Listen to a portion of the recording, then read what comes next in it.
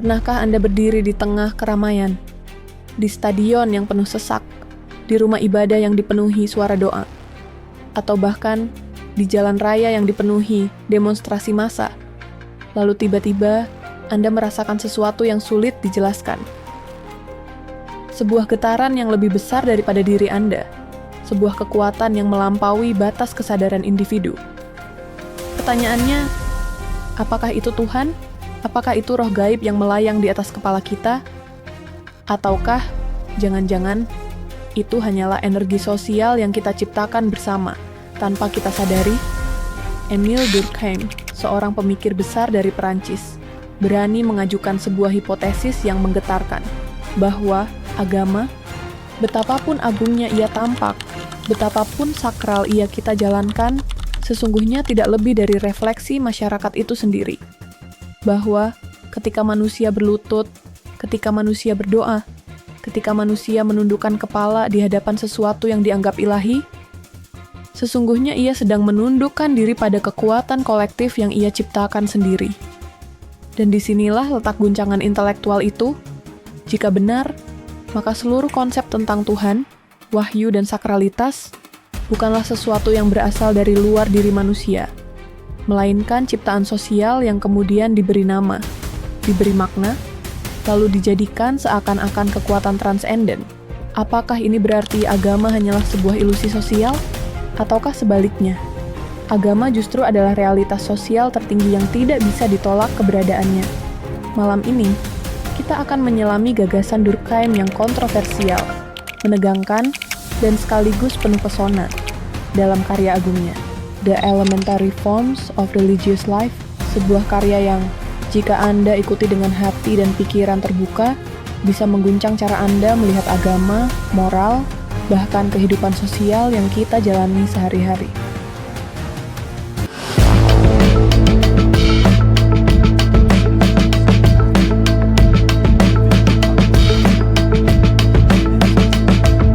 Durkheim lahir pada tahun 1858 di Prancis, sebuah tanah yang pada masa itu bergolak oleh revolusi politik, perubahan ekonomi, dan krisis spiritual.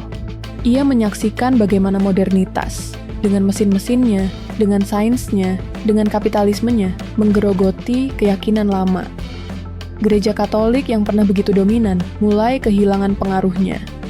Para ilmuwan, para filsuf, mulai mempertanyakan Tuhan, namun Durkheim tidak menempatkan dirinya sebagai teolog. Ia juga bukan ateis yang sekadar menolak Tuhan. Ia berdiri di tengah sebagai seorang ilmuwan sosial, seorang sosiolog yang bertanya, bukan apakah Tuhan itu ada atau tidak ada, melainkan mengapa manusia, dari zaman purba hingga modern, selalu membutuhkan sesuatu yang disebut agama. Bagi Durkheim, agama bukanlah sekadar doktrin, bukan sekadar kitab suci, bukan pula sekadar ritual. Agama adalah fenomena sosial. Ia menyingkap agama sebagaimana seorang dokter menyingkap penyakit. Bukan untuk menilai benar atau salah, melainkan untuk memahami fungsi dan asal-usulnya. Durkheim mulai dengan sebuah perbedaan mendasar, sakral dan profan. Dunia manusia, kata Durkheim, selalu dibelah dua. Ada yang dianggap biasa, profan, duniawi, penuh dengan rutinitas. Dan ada yang dianggap sakral, agung, menyentuh sesuatu yang berada di luar jangkauan manusia. Tetapi, dari mana datangnya kesakralan itu? Apakah turun dari langit? Apakah dilemparkan oleh para dewa? Durkheim mengatakan, tidak. Kesakralan bukanlah sifat bawaan dari suatu benda atau suatu simbol. Batu hanyalah batu, kayu hanyalah kayu. Tetapi ketika sekelompok orang sepakat untuk menempatkan batu atau kayu itu sebagai simbol, maka benda itu seketika menjadi sakral. Ambillah contoh suku aborigin di Australia yang diteliti Durkheim. Mereka punya totem, seekor binatang, misalnya kanguru. Kanguru itu sendiri bukanlah dewa, ia hanyalah binatang. Tetapi ketika suku itu mengangkatnya sebagai simbol, ketika mereka berkumpul, menari, menyanyi, mempersembahkan ritual di bawah tanda kanguru itu, maka kanguru bukan lagi binatang. Ia menjadi representasi kolektif dari suku itu sendiri. Maka apa yang mereka sembah?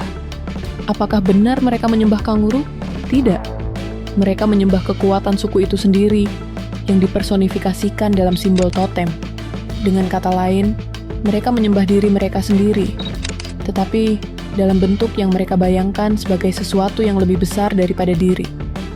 Disinilah muncul gagasan yang paling mengejutkan, bahwa agama sesungguhnya adalah cermin masyarakat. Bahwa ketika manusia menyembah Tuhan, yang sebenarnya ia sembah adalah masyarakat itu sendiri, dengan seluruh kekuatannya, dengan seluruh energinya, dengan seluruh keagungannya. Apakah ini berarti agama adalah sebuah ilusi? Durkheim tidak mengatakan agama adalah kebohongan. Tidak, ia justru mengatakan agama adalah kebenaran yang lain, kebenaran sosial. Ilusi, jika memang disebut ilusi, adalah ilusi yang produktif. Ia bukan kebohongan yang menipu, melainkan sebuah konstruksi yang memelihara kehidupan bersama. Pikirkanlah sebuah bendera. Potongan kain berwarna merah dan putih hanyalah kain. Tetapi, ketika dikibarkan sebagai sangsaka merah putih, ia seketika menjadi sakral. Orang rela mati demi selembar kain itu. Apakah itu ilusi? Ya, dalam arti bendera bukanlah sesuatu yang secara material berbeda dengan kain lainnya. Tetapi, apakah ilusi itu palsu? Tidak. Karena bendera itu benar-benar memiliki kekuatan nyata dalam mempersatukan bangsa. Begitu pula agama. Ia adalah ilusi sosial yang nyata. Sebuah kekuatan simbolik yang lahir dari masyarakat, tetapi kemudian kembali menguasai masyarakat itu sendiri.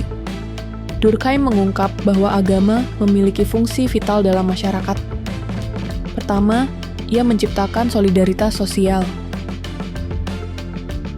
Ketika orang berkumpul untuk ritual, mereka merasakan diri sebagai bagian dari sesuatu yang lebih besar. Kedua, agama memberikan aturan moral. Ia mengatakan, ini boleh, itu tidak boleh. Ia menegakkan batas. Tanpa batas itu, manusia jatuh ke dalam anomi, kekacauan norma, ketiadaan arah, kehancuran makna.